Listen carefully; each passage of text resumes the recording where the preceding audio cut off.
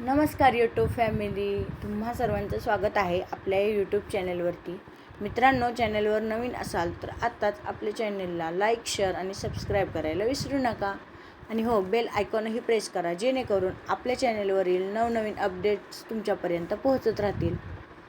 आपली ही स्टोरी खूपच इंटरेस्टिंग आणि रोमॅन्टिक होत जाणार आहे, तर पाहायला विसरू नका.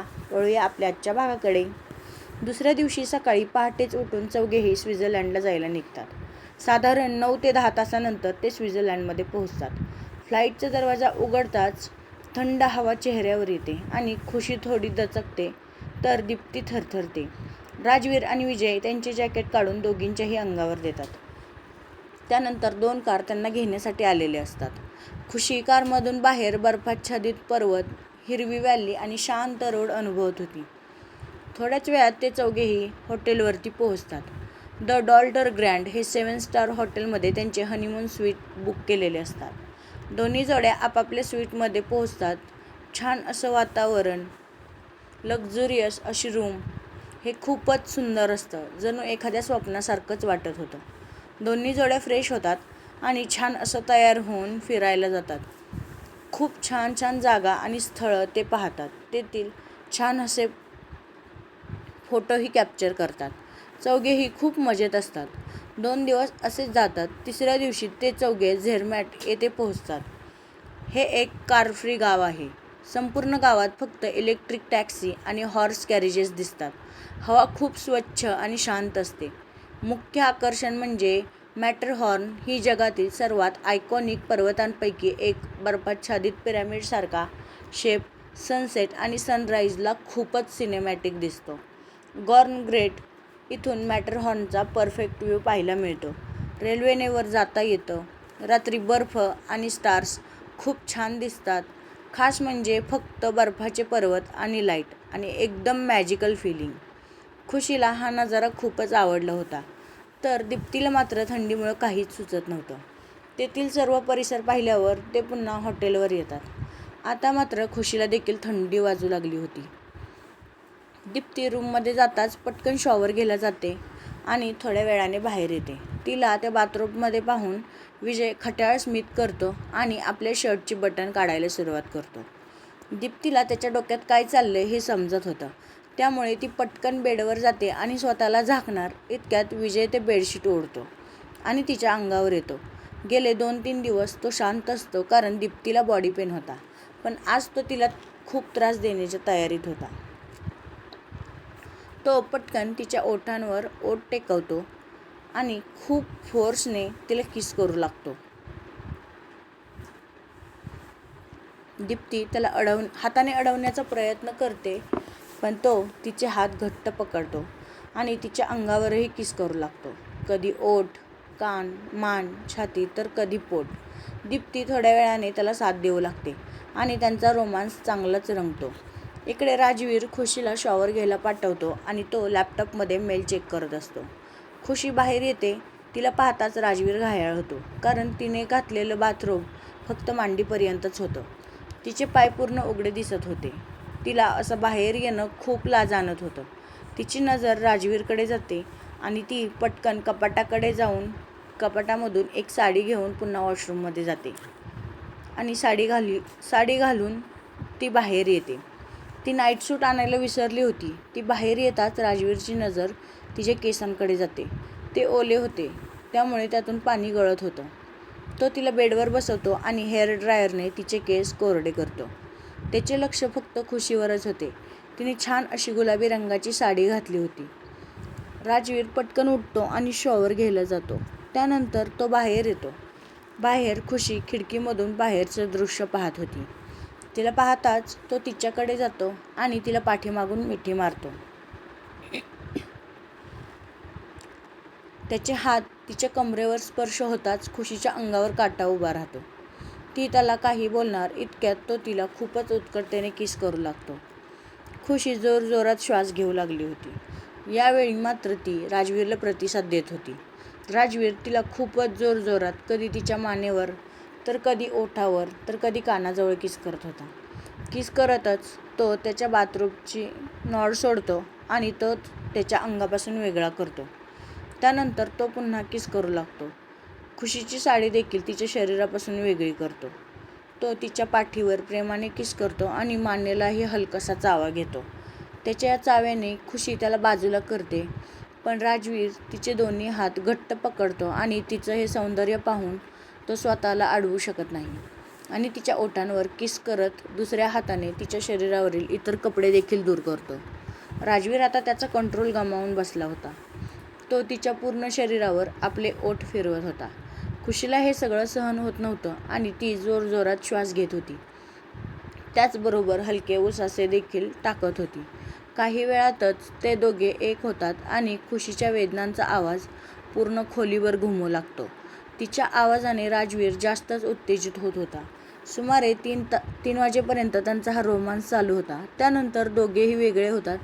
खुशी खूपच वेदनेत होती आणि थकली देखील होती, त्यामुळे ती तशीच झोपी जाते.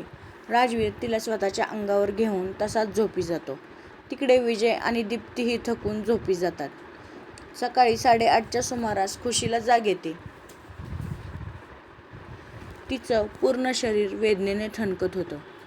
ती उठण्याचा प्रयत्न करते, पण वेदनेमुळे तिच्या तोंडातून आवाज निघतो. ते ऐकून राजवीर पटकन जागा होतो आणि तिला विचारतो,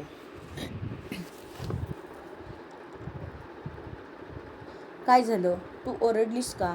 त्याला उठलेलं पाहून खुशी पटकन शेजारीच असलेला राजवीरचं शर्ट घेते आणि स्वतःला झाकते. तिची ही कृती पाहून राजवीर हसतो आणि म्हणतो, काय झालं? तुला त्रास होतोय का? ती मानेनेच पण नजर चोरून होकार देते. राजवीरला समजतं की त्याने रात्री जो त्रास दिला आहे त्यामुळे तिला बॉडी पेन होत आहे.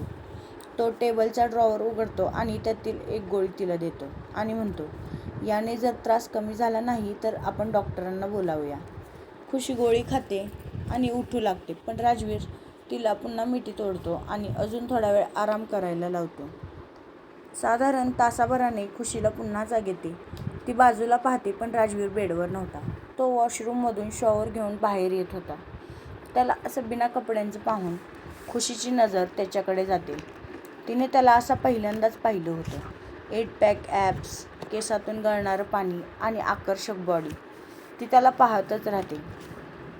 तोच राजवीर तिची नजर ओळखतो आणि तिच्या जवळ येतो आणि म्हणतो, काय झालं बायको? काय पाहतेस? ती पटकन भानावर येते आणि काही नाही म्हणून उठू लागते. पण राजवीर कुठे तिला सोडणार होता? तो तिच्यासमोर येऊन उभा राहतो आणि ती जाऊन थेट त्याच्या छातीला धडकते.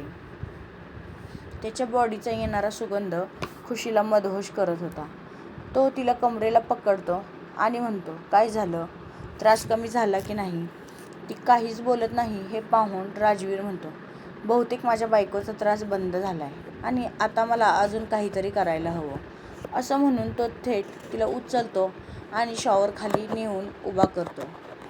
पाणी अंगावर पडताच खुशी भानावर येते आणि स्वतःला हातानेच लपवू लागते, कारण तिने फक्त अंगावर राजवीरचा शर्ट घातलेला असतो, जो पाण्यामुळे अंगाला चिकटलेला असतो. राजवीर तिच्याकडे खूपच प्रेमळ नजरेने पाहत होता. त्याला तिचं हे वागणं अजूनच आकर्षित करत होतं.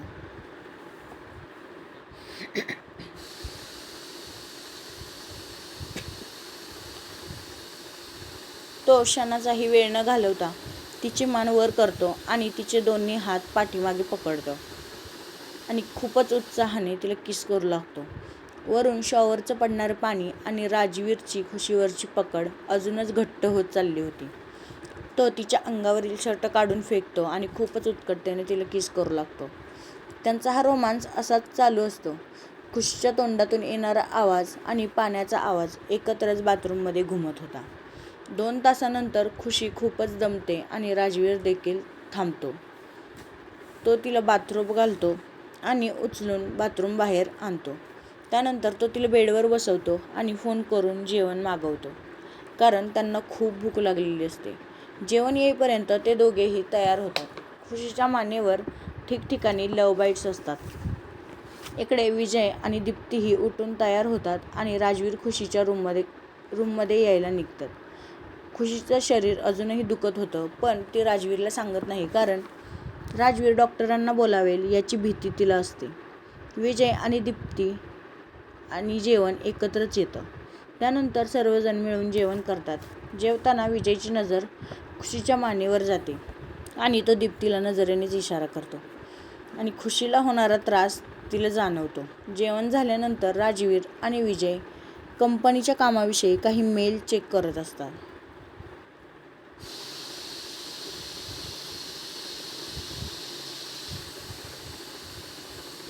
थोड्या वेळानंतर त्यांची मुंबईला जाण्यासाठी फ्लाईट असते.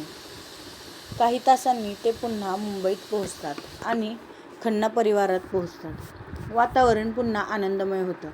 दीप्ती आणि विजय, राजवीर आणि खुशी यांच्यामुळे घर पुन्हा भरल्यागत वाटत होतं.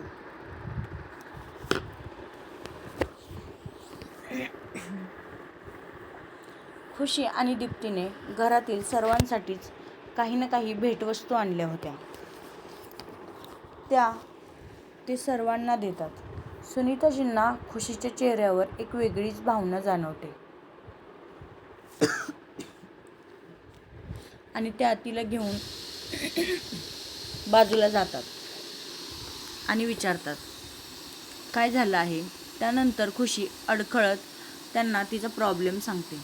त्यावर सुनीताजी तिच्या डोक्यावरून प्रेमाने हात फिरवतात आणि काही गोष्टी तिला समजावतात, ज्यामुळे खुशीच्या सर्व शंका दूर होतात. त्यानंतर असाच थोडा वेळ निघून जातो आणि सर्वजण जेवणासाठी डायनिंग टेबलवरती येतात. तेव्हा राजवीर सावित्रीजी आणि त्याच्या मॉम डॅडला खुशी उद्यापासून कंपनी जॉईन झाली तर चालेल ना असं विचारतात. त्यावर सर्वजण त्याला होकार देतात. त्यानंतर दीप्तीही इंटर्नशिपबद्दल विजयला आणि सर्वांना सांगते. सर्वजण तिलाही होकार देतात. त्यानंतर सर्वजण आपापल्या रूममध्ये जातात. दीप्ती विजयकडून खूप साऱ्या कंपन्यांची माहिती घेते, तर इकडे खुशी तिचे लागणारे कागदपत्र आणि काय वेअर करायचं हे सर्व एका जागेवर काढून ठेवते. राजवीर गॅलरीत फोनवर राणाशी बोलत असतो. राणा त्या माणसाविषयी त्याला सांगतो. बेसिक माहिती आपल्या माणसांनी मिळवली आहे, पण तो व्यक्ती काहीच बोलला नाही. उलट त्याने त्याच्या खिशातील एका पुडीतील विष घेतलं आणि आत्महत्येचा प्रयत्न केला असं तो सांगतो. एवढे बोलून राजवीर राणाला आणखी लोक कामाला लाव आणि सगळी माहिती शोधण्याचा प्रयत्न करा असं सांगतो आणि फोन कट करतो. तो रूममध्ये येतो तेव्हा खुशीने छान अशी नाईटी घातलेली होती, जी गुडघ्यापर्यंतच होती. ती खूप खुश होती, कारण ती तिच्या स्वप्नांकडे अजून एक पाऊल टाकणार होती. तिला असं खुश पाहून राजवीर देखील खुश होतो. तो तिला प्रेमाने मिठी मारतो आणि म्हणतो, बायको, आज तुझा चेहरा खूपच सुंदर दिसतोय, काय विशेष? त्यावरती खुशी म्हणते, असं काही नाहीये आणि पुढे जाऊ लागते. पण राजवीर तिला पकडतो आणि स्वतःजवळ खेचतो. ती जाऊन थेट त्याच्या छातीवर धडकते. तो तिचे दोन्ही हात पाठीमागे पकडतो आणि तिच्या मानेवर चेहरा फिरवू लागतो. खुशी त्याला प्रतिसाद देत होती. तो तिला तशीच उचलतो आणि बेडवर झोपवतो. त्यानंतर स्वतःची शर्ट काढतो आणि तिच्यावर येतो. खुशी हळूहळू डोळ्यांची उघडझाप करत होती, कारण एकदा राजवीर त्याच्या रूपात आला तर तो तिला खूप त्रास देणार हे तिला माहीत होतं. तो तिच्या जवळ येतो आणि तिला खूपच उत्कटतेने किस करू लागतो. तिचे हातही त्याच्या केसांमध्ये फिरू लागतात. थोड्या वेळाने राजवीर तिच्या अंगावरील नाईटी बाजूला करतो आणि तिच्या मानेवर, पोटावर किस करू लागतो. खुशीला हे सर्व असह्य होत होतं. ती दोन्ही हातांनी बेडशीट घट्ट पकडते. राजवीरचा कंट्रोल सुटत चालला होता. तो तिला खूपच आवेगाने चुंबन देत होता आणि ते दोघे काही वेळातच एक होतात. पण खुशीला त्या वेदना असह्य होतात, त्यामुळे ती राजवीरच्या मानेवर जोरदार चावा घेते. तिच्या या कृतीने राजवीर जास्तच उत्तेजित होतो आणि तो तिला आणखी त्रास देतो. 2-3 तासानंतर ते दोघेही थकतात आणि तसेच झोपी जातात. इकडे विजय दीप्तीच्या प्रश्नांना वैतागतो आणि तो थेट तिला उचलून बेडवर नेतो आणि त्या दोघांचाही रोमांस चालू होतो. काही तासांनी ते दोघेही थकतात आणि झोपी जातात.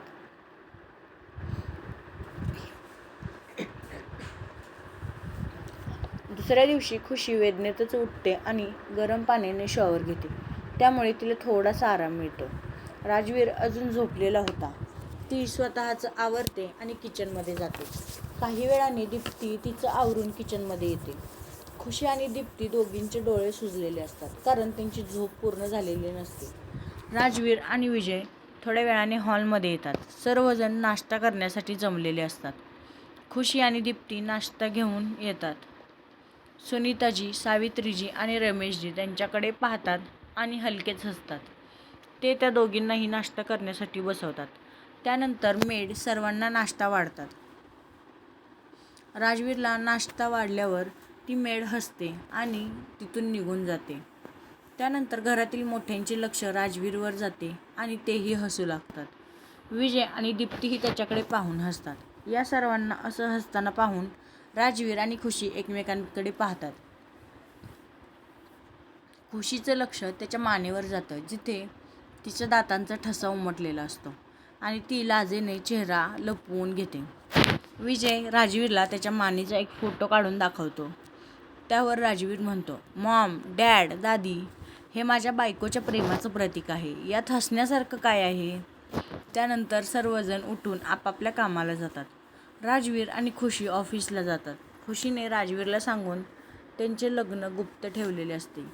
काही VIP लोक सोडले तर कोणालाही त्यांच्या लग्नाविषयी माहीत नव्हते की राजवीरची बायको कोण आहे.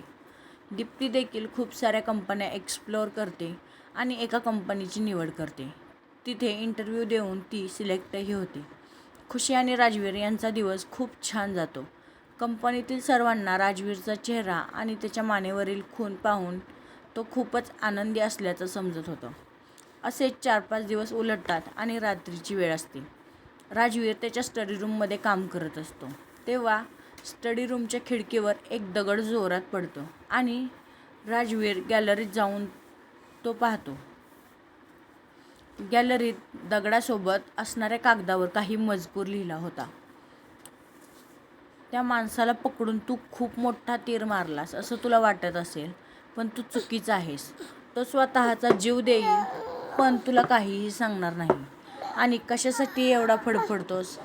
एवढीच हिंमत असेल तर तुझ्या दादीला जाऊन विचार तुझ्यावर झालेल्या हल्ल्याचं कारण. आणि तुझ्या बायकोनं तुला जे सांगितलं ते पण 100% खरं आहे. आणि ती कशाविषयी बोलत होती, तुझं अख्खं कुटुंब पंजाब सोडून मुंबईत का आलं, हे सर्व तुझ्या दादीला विचार. तीच तुला सर्व सांगेल. आणि तुझ्या कुटुंबाला माझ्यापासून कोणीही वाचवू शकत नाही, हे पण लक्षात ठेव. तू कोणालाही कामाला लाव, पण तुला माझ्याविषयी फक्त मी आणि मीच सांगू शकतो. आणि हो, तुझ्या दादाजींचा जीवही मीच घेतला. तर मित्रांनो, आजचा भाग इथेच संपत आहे. हा भाग तुम्हाला कसा वाटला हे मला कमेंट करून सांगायला विसरू नका. आणि ही आपली स्टोरी तुम्हाला आवडते की नाही हे देखील कमेंटमध्ये नक्की सांगा. Bye bye.